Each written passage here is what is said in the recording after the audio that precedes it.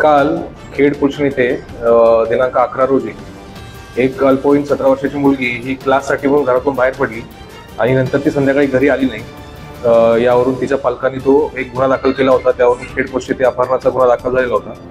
त्याच्यामध्ये खेड पोस्टेतर्फे तपास चालू होता। त्या तपासामध्ये आज अशी माहिती समजली की त्या खेडच्या बाजूला भीमा नदी आहे, त्या नदी पात्रामध्ये त्या मुलीचा मृतदेह मिळून आला। पुढे चौकशी केली असता यावरून मग आपण आता खुनाचा गुन्हा दाखल केलेला आहे। कालच्या गुन्ह्यामध्ये खुनाचा कलम वाढवण्यात आलेला आहे आणि यामध्ये एक संशयित आरोपी देखील अटक करण्यात आलेला आहे।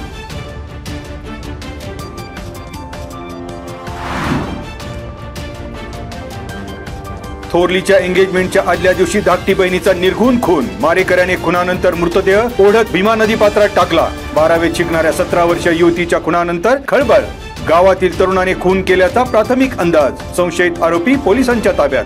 खुनाचे कारण अद्याप अस्पष्ट। राजगुरुनगर पंचक्रोशीतील धक्कादायक घटना, नातेवाईकांमध्ये संताप।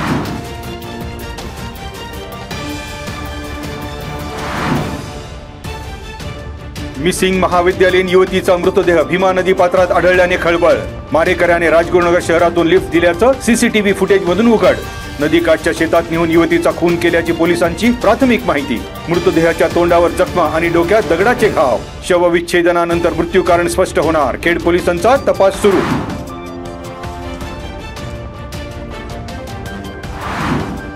वासुली गाव ते कामशेत असे 45 किलोमीटर पर्यंतच्या सीसीटीव्ही फुटेजची तपासणी केल्यानंतर महिलांच्या गळ्यातील मंगळसूत्र हिसकावणाऱ्या टोळीचा छडा, 2 अल्पवयीन मुले ताब्यात, एकाच दिवशी 3 चेन स्नॅचिंगचे प्रकार झाल्याचे उघड।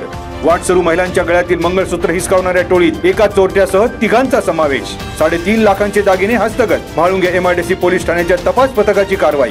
चाकणमधील 2 आणि म्हाळुंगे देहुरोड पोलीस ठाण्याच्या हद्दीत प्रत्येकी 1 असे 4 गुन्हे उघडकीस। जबरी चोरीच्या गुन्ह्यातील 100% ऐवज हस्तगत।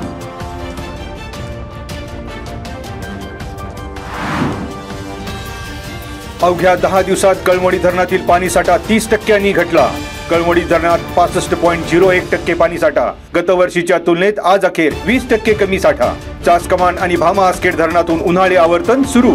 चासकमान धरणात 25.83% शिल्लक पाणी, तर भामा आसखेड मध्ये 47% पाणीसाठा। आणखी 2 महिने उन्हाळ्याच्या झळा। पाणी टंचाईचा प्रश्न गडद, पूर्व आणि पश्चिम भाग तहानलेलाच।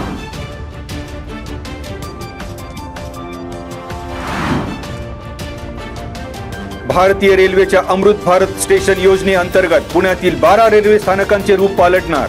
महाराष्ट्रातील एकूण 132 रेल्वे स्थानकांचा समावेश।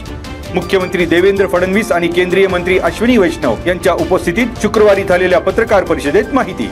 पुनर्विकासात Pune junction, Shivajinagar station, Lonavala station सह 9 स्थानकांचे आधुनिकीकरण करण्यात येणार।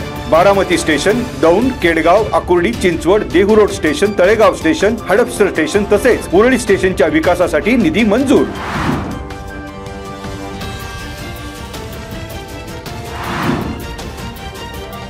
सहा महिन्यांपूर्वी कुरोळी येथील अरविंद कसाळे यांच्या घरात झालेल्या घरफोडीतील आरोपींचा छडा।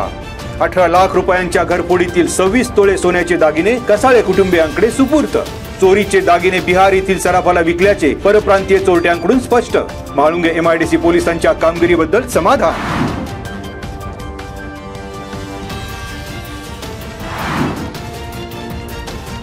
ध्यानाच्या माध्यमातून संत ज्ञानेश्वरांनी सांगितलेली विश्वधर्म आणि आत्मधर्माची संकल्पना साकार होऊ शकते। श्री शिवकृपानंद स्वामी यांचं व्याख्यान संपन्न।